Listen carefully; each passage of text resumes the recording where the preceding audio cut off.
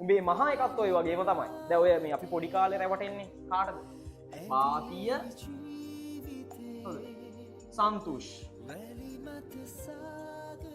සමහර කොල්ලොත් හිතනවා මට මගේ අම්මා වගේ කෙල්ලෙක් හම්බුණා නම් හොඳයි. හරි ඒ කියන්නේ අම්මගේ ගති. රහල් අල්ලිස් කියලා කෙනෙක්ගේ. එයාට එයාගේ ජීවිතේ නැති වෙන්න බලපෑවේ එක යාළුවෙක් කියලා කියනවා. හැබැයි එයා කියන්නේ මිතුරු වෙසින් මේ DNA ආකෘතිය ලෝකෙට හඳුන්වලා දෙන විද්‍යාඥයා කවුද? Watson Crick. නෑ රැවටෙන්න එපා හොඳද? වොට්සන් ක්‍රික් කියලා කියන්නේ විද්‍යාඥයෝ දෙන්නේ.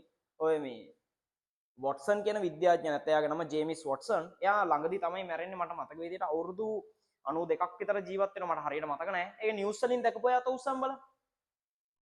අනේ මාර වැඩේ හරි සතුටුයි. කවුරුත් නිවුස් බලන්නේ නැහැ.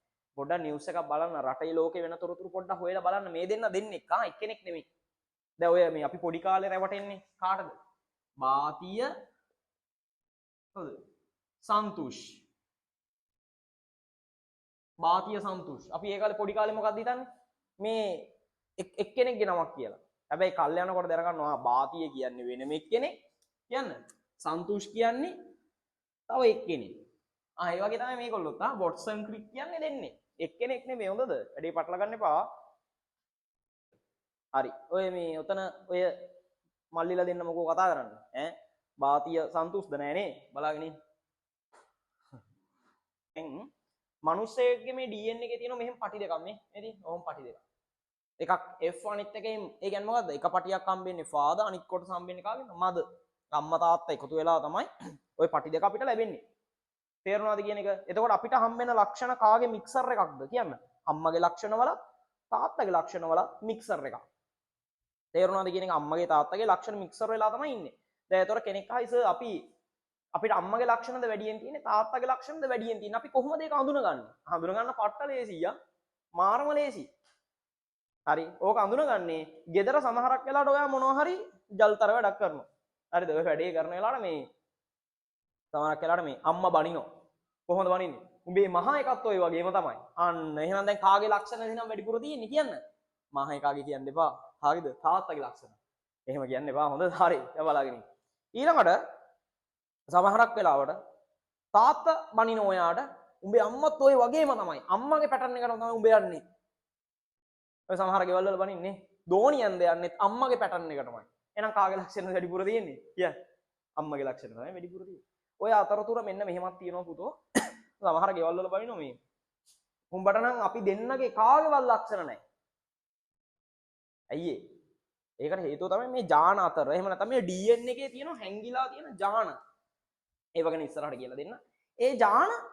ඒ ජාන ඔයාගෙන් ඉස්මතු වෙනවා. ඒ කියන්නේ අම්මගේ තාත්තගේ සමහරක් හැංගිලා තියෙන ජාන. හරිද? ඒක ළමයාගෙන් ඉස්මතු කරනවා.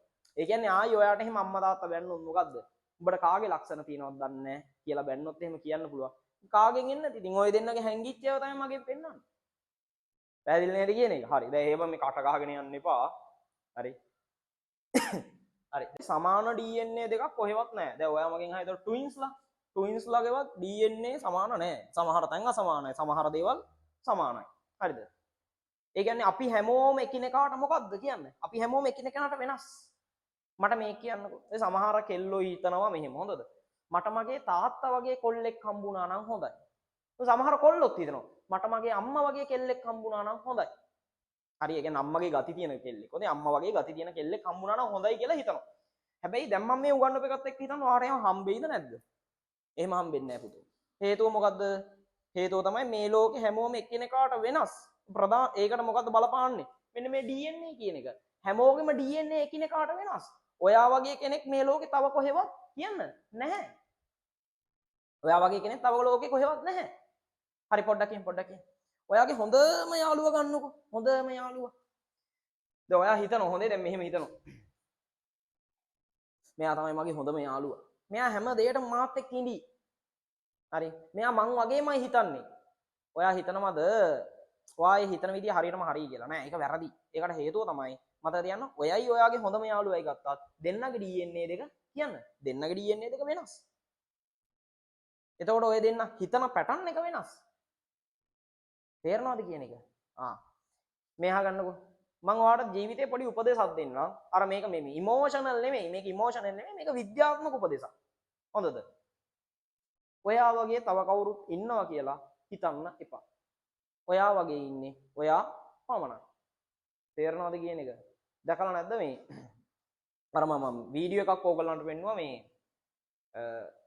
රහල් අල්විස් කියලා කෙනෙක්ගේ. එයාට එයාගේ ජීවිතේ නැති වෙන්න බලපෑවේ එක යාළුවෙක් කියලා කියනවා. හැබැයි එයා කියන්නේ මිතුරු වෙසින් ආපු හතුරෙක් කියලා. මට ඒක හරියටම මතක නැහැ. ඒ සර් කියන විදිය ඒක රහල් අල්විස් කියන කෙනා කියන විදිය. හැබැයි ඇයි එහෙම වෙන්න හේතුව? මොකද්ද? එයා සමහරක් වෙලාවට හිතාගෙන ඉතින් මූ මං වගේ හිතන බොක්කේ චරිතයක්. එහෙම හිතන්න එපා දෙයියනේ. ඒ දේවල් වලින් අයින් වෙන්න. එහෙම නැහැ. මොකද යාළුවගේ DNA වෙනස්, ඔයාගේ DNA වෙනස්. එයා හිතන විදිය වෙනස්, ඔයා හිතන විදිය වෙනස්. දැන් ඔයා මගෙන් අහපුවා සර්ට එහෙම හම්බෙලා තියෙනවද යාළුවෝ? කතා පොතක් ලියන්න පුළුවන්.